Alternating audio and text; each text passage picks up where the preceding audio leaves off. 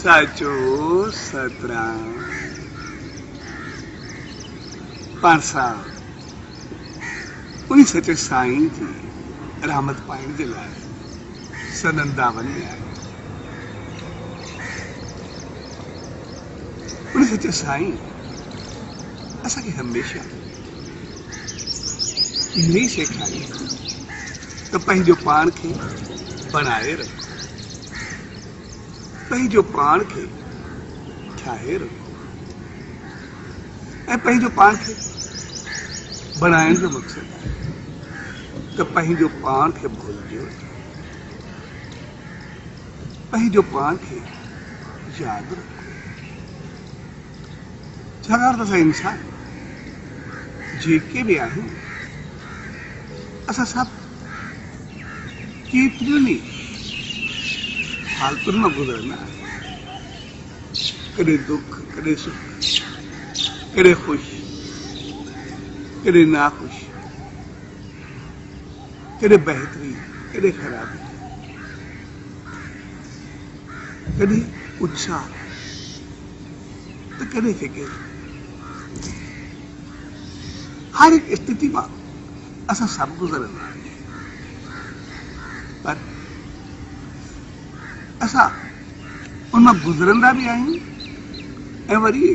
उहा गुज़री बि वेंदी आहे। जीअं हर ॾींहं खां बाद राति ईंदी ऐं राति खां बाद वरी ॾींहुं थींदी, हर सुबुह खां बाद शाम थींदी ऐं शाम खां बाद वरी सुबुह थींदी। साॻे नमूने दुख बि गुज़री वेंदो आहे, सुख बि गुज़री वेंदो आहे, ख़ुशी बि गुज़री वेंदी आहे, ग़म बि गुज़री वेंदो आहे, पर सचे साईं सम्झाए उन चक्की में केसि ताईं पेर मारांदासीं, केसि ताईं दुख सुख जे चक्कर में रहंदासीं। तंहिंजे करे हमेशा सिर्फ़ु पाण संभाले ऐं संभाले हलण बि ॿियनि खे न, सिर्फ़ु पंहिंजो पाण खे यादि कयो, पंहिंजो पाण खे ॾिसो। असां शुरू में जॾहिं पैदा थियासीं त पोइ ॿियनि जे हथ हुआसीं, माउ पीउ घर वारा जेके बि उन्हनि जे हथ हुआसीं। एसि ताईं जो ख़्याल बि उहे रखंदा ऐं ख़्याल इन करे रखंदा छाकाणि त असां कुझु करे न सघंदासीं। असां त पंहिंजी मर्ज़ी सां मखबे न हिलाए सघंदासीं, न खाधो वठी सघंदासीं, न कुझु चई सघंदासीं। इन करे कंहिं ॿार खे असां ॾिसंदासीं, कंहिंखे कन में पेट में कोई दर्द थींदो आहे या कोई तकलीफ़ महसूस थींदी आहे किथे बि,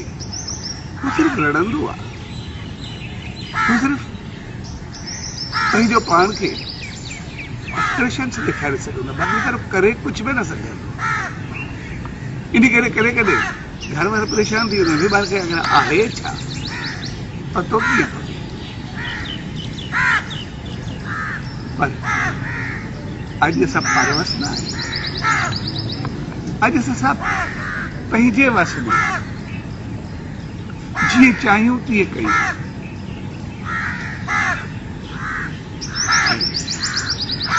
असां हालतुनि में बि गुज़रंदा आहियूं, कॾहिं जीवन में सुख ईंदो आहे, कॾहिं दुख ईंदो आहे। जॾहिं दुख ईंदो आहे त पोइ सुख जी कहिड़ी चाहत रखंदा। जॾहिं जीवन में का कमी ईंदी आहे त पोइ बहितरी लाइ केतिरो जोखा झाकड़ी आहे, केतिरी कोशिशूं कंदा आहियूं त कंहिं नमूने कुझु वधूं, कुझु फलूं, कुझु अॻिते अचूं।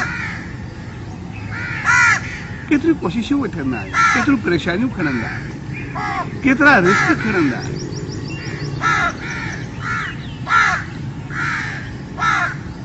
ऐं तुर पंहिंजे घर खे ॾिसंदासीं, घर बनाइणु हुजे, शादी हुजे, ॿार जो थियणु हुजे, घर वारनि सां हलणु हुजे, केतिरी कोशिशूं वठंदा, केतिरी समझदारी खां वठंदा। पर असल ॻाल्हि इहा आहे इहो सभु थियण खां बाद असांखे संभाले सघनि उनजी जहिड़ी चाहत सां असां कुझु रखंदा आहियूं छा उनजी ओतिरी संभाल ऐं उनजो ओतिरो ख़्यालु कंदा आहियूं सो जेकॾहिं असां उहो ख़्यालु करणु न भुलिजंदासीं उहा चीज़ हमेशह यादि रखंदासीं त पोइ ग़लती कॾहिं बि न थी असांखे मालिक अहिड़ो जीवन अगरि असां उन पहिरें जीवन खे यादि कयूं जिते असां कुझु करे बि न सघंदा ऐं मालिक रहमत करे कॾहिं कॾहिं कंहिंखे थी बि वेंदो आहे कंहिंखे पैरालाइज़ थींदो आहे कंहिंखे अदरंग थींदो आहे कंहिंजो जिस्म बीजी वेंदो आहे कंहिंखे का तकलीफ़ थींदी आहे हक़ीक़त में वीचारो ईअं थींदो वेंदो आहे जीअं पैदा थिए पर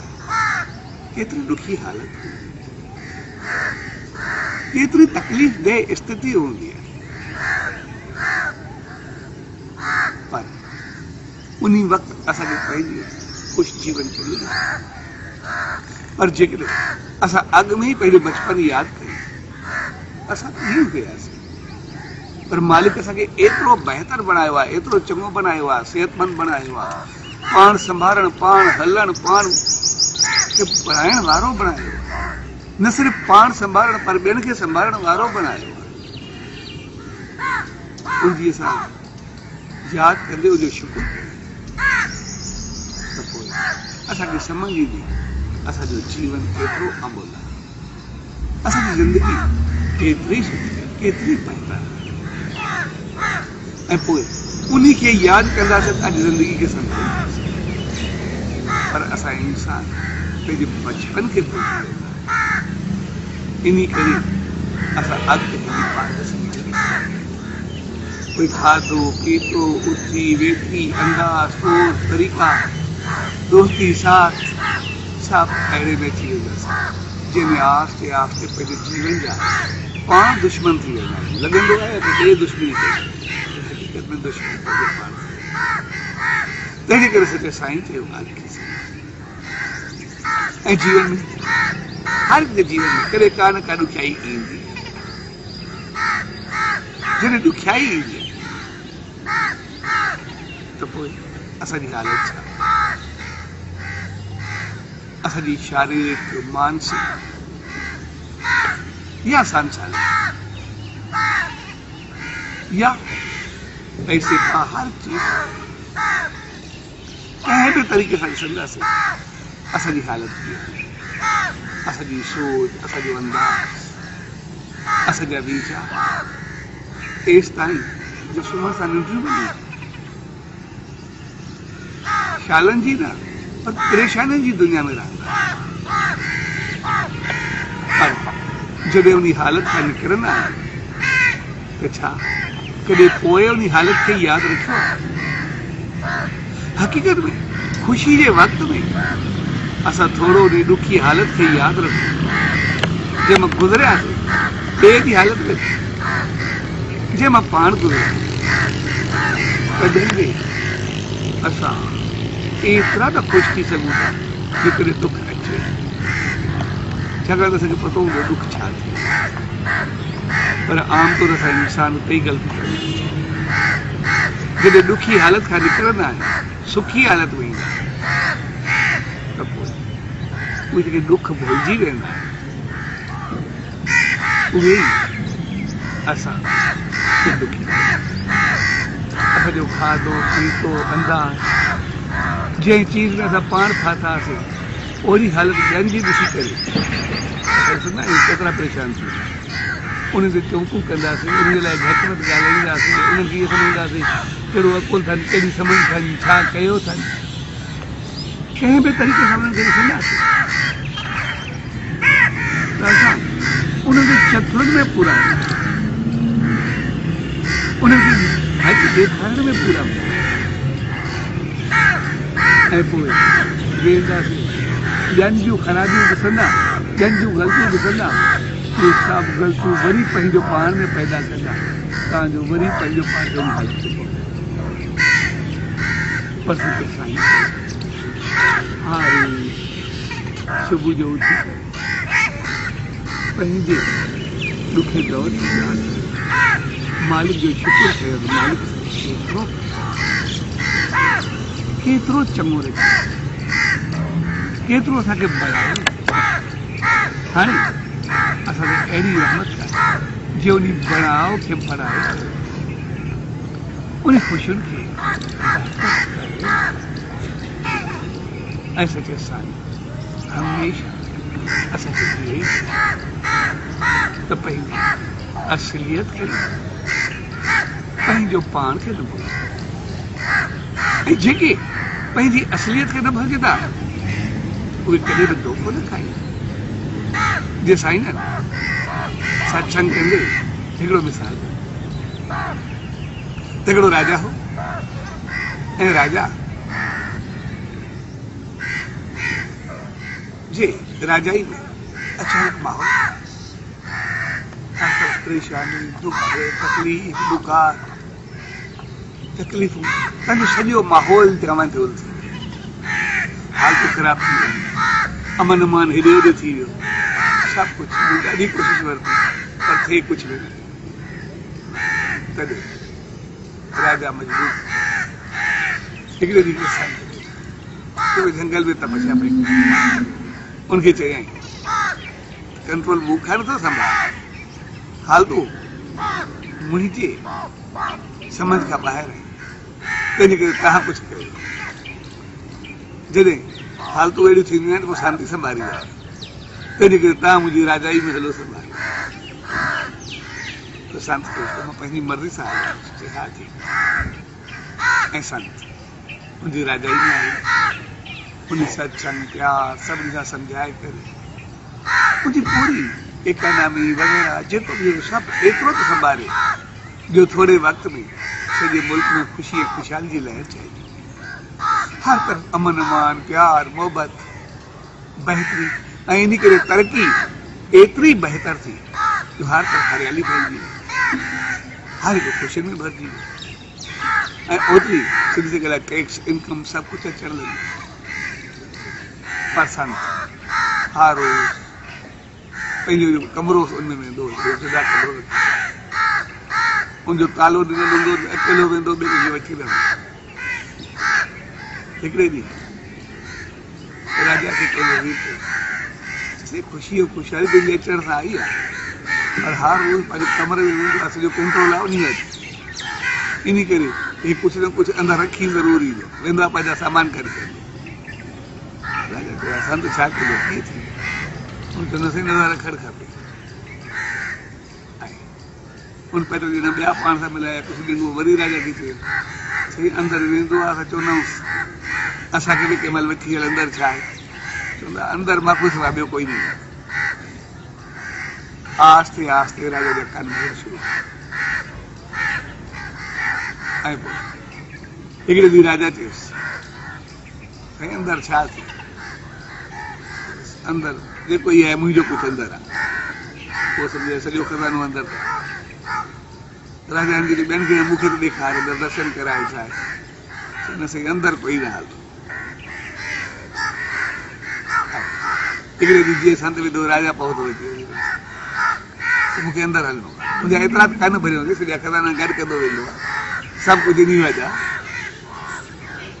ऐं राजा कुझु दरखो अंदरि माखो सां ॿियो कोई न वेंदो राजा जिद कई मां कुझु न थी ऐं राजा राजा हो तालो तोड़ोसि है न तालो भॻो संत पासीरो थी बीह रहे राजा अंदरि वियो संत ॿाहिरि बीठो रहे अंदरि वियो वज़ीर बि अंदरि विया उनकी वॾी पेटी रखी उनखे तालो लॻो पियो उन पेटी खे खोलियो पियो तालो उनजे अंदरि ॿी पेटी रखी उनखे भरी करे कढियो उनजे अंदरि टी नंढड़ी काठ जी पेटी रखी उहा थोड़ी खोली ऐं अंदरि ॾिसूं हिकिड़ो पुराणो कपिड़ो, हिकिड़ी लंगोटी उन मंझि पई, ॾिसी करे हैरान थी वियो। अंदरि एॾा खज़ाना, एॾा सम्झा त छड़ो लंगाटी जो कपिड़ो पियो, कुझु आहे ई कोन। ऐं संत खे चयो साईं हे छा? संत जो वॾो खज़ानो आहे, इहा वॾी चीज़ आहे। ऐं संत उनजे साम्हूं उन सां गॾु अंदरि विया, लंगोटी खयईं, कपिड़ो खयईं, उन वक़्तु पंहिंजी लंगोटी पाए कपिड़ो वेड़े, हाणे बसि यार हलंदा पिया। सभिनी एतिरो त मिंथा कयो, जॾहिं तव्हां आया मूंखे चयो भई राज संभालो, मां पंहिंजी लंगोटी जो पंहिंजो कपिड़ो संभाले करे, त मुंहिंजी हालत उहा आहे, इनखां सवाइ मूंखे कुझु न आहे ॾिसो। इन करे तुंहिंजी राजाई में रहियो, तुम सभु कुझु ॾिठुमि, सभु कुझु हुयो, पर कॾहिं बि पंहिंजी लंगोटी खे न भुलियो। हर रोज़ सुबुह शाम ॾिसण मुंहिंजो कुझु इहो आहे, बाक़ी सभु कुझु हिननि जो आहे। पंहिंजी लंगोटी जो कपिड़ो यादि रखियो त मां कॾहिं भुलिजी न सघां। इहे शांति, इहे मां, इहे पंहिंजे अंदरि खे करे असांजो वास्तो उन मालिक सां। इन करे असां सचे साईं जे जीवन करे सघंदासीं। जॾहिं शहनशाह सतगुरु साईं सतराम रामदास साहब जेकंबाद में आयूब राम जी धर्मशाला उते जेको इहो सभागार या जेको प्रोग्राम हो उहो बेन था हो, ऐं संगत एतिरी हुई, साईं जे करे एतिरा माण्हू आया आयो सभिनि में साईं जे दर्शन जे लाइ, कि जॾहिं हू वञनि पिया ॼणी करे, तो विच में सिर्फ़ु साही पचियो, उन साही पचण में शाम जो चूरमो हलाईंदा, चिपी चिपी सभई खाई करे हर को पाणी पीए। त जेको चूरमो हलियो उहो बि 99 मण हलियो। हाणे सम्झी सघूं था केतिरी संगत हूंदी। सिर्फ़ु रस्ते वेंदे जॾहिं शादी थी, सभु प्रोग्राम पूरो थियो,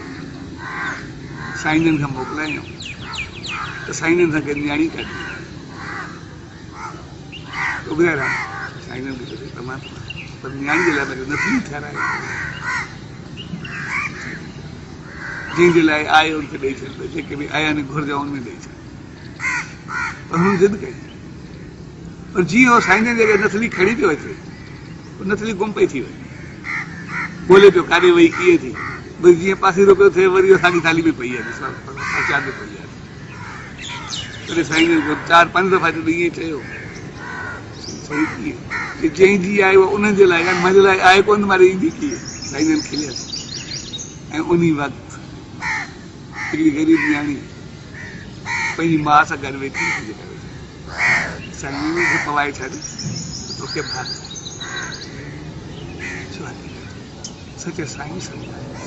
पंहिंजी असलियत। असां आम तौर थोरो वधंदा आहियूं, थोरो तरक़ी कंदा आहियूं, थोरो अॻिते थी वेंदा आहियूं, अहंकार तकबुर में या पंहिंजी चङाई में, पंहिंजी शाणत ते, पंहिंजी अकुल खे एतिरो त सम्झंदा आहियूं ॼण असां जहिड़ो कोई आहे ई कोन, असां त अॻु में पियासीं।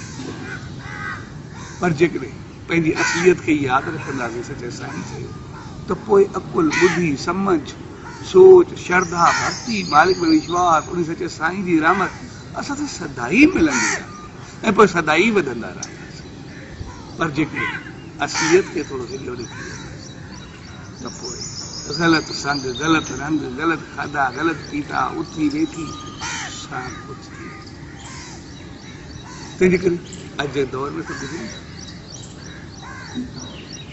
जेकॾहिं असांखे जंहिं दौर था ॾिसूं, कोरोना जो दौर आहे, जेकॾहिं उन अक्सर ॾिसूं त केतिरी ख़ूबसूरती आहे, केतिरो माहौल, वातावरण केतिरो शुद्ध ऐं पवित्र थियो आहे, बहितर थियो आहे, केतिरा पखी, पशु सभु केतिरा घुमंदा वरंदा आहिनि, गुल फुल सभु ठहियल आहिनि। जेकॾहिं ॿिए पहली बार ॾिसूं त बिल्कुलु अकेला थी वियो, बिल्कुलु लॉकडाउन, हर तरफ़ ख़ामोशी आहे, बिल्कुलु कारोबार, धंधा, उथी वेठी, दोस्ती, संगत, छा एसिते जो घर में बि दूरी अची वई, कंहिं बि एंगल सां, जहिड़े एंगल सां पर सच साईं सम्झाए त जॾहिं इहो हाणे पूरो थियण वारो आहे, पूरो थिए पोइ इनखे यादि त दूरी केतिरी ॾुखी ऐं सही माहौल केतिरो बणाए करे रखंदो आहे, ॿिन्ही खे यादि रखंदो।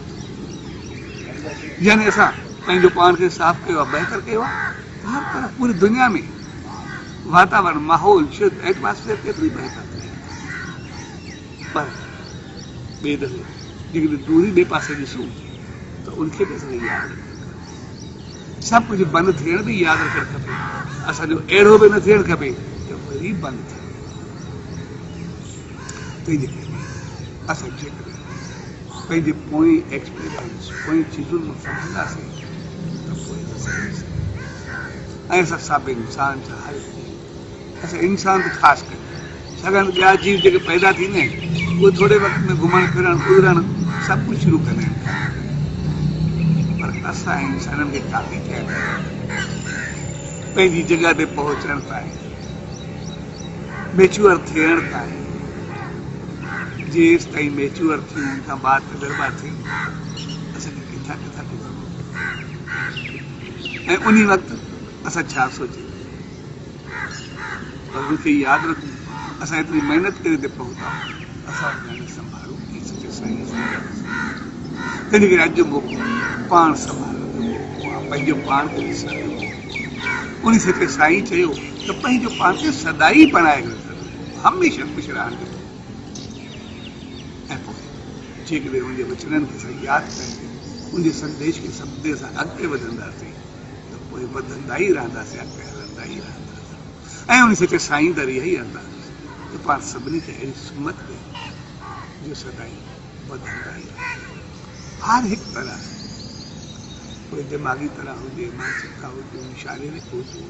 सांसारिक हुजे, स्पिरिचुअल हुजे, रूहानियत हुजे, आध्यात्मिकता हुजे, हर तरह सां वधंदा। ऐं सभिनी जो कोई निचोड़ आहे। हर रोज़ सुबुह शाम असां वेही उन सचे साईं जो ध्यानु कयूं, नाम सिमरन कयूं। ध्यान सां उनजा गुण ईंदा, उनजो शुकुर ईंदो, उनजी रहमत ईंदी। नाम सां शक्ति थींदी अमल करण जी। जॾहिं उनजी रहमत, शुकुर, गुण, चङाइयूं, बहितरियूं, बहितर सोच, बहितर मानसिकता सभु कुझु हूंदी। प्यार भरियो दिलि, मोहबत भरियो हालत, सभु कुझु त पोइ जीवन सदाई सुगंधित रहंदो। उहे ख़ुशियूं ऐं ख़ुशबू सदाई वधंदी रहंदी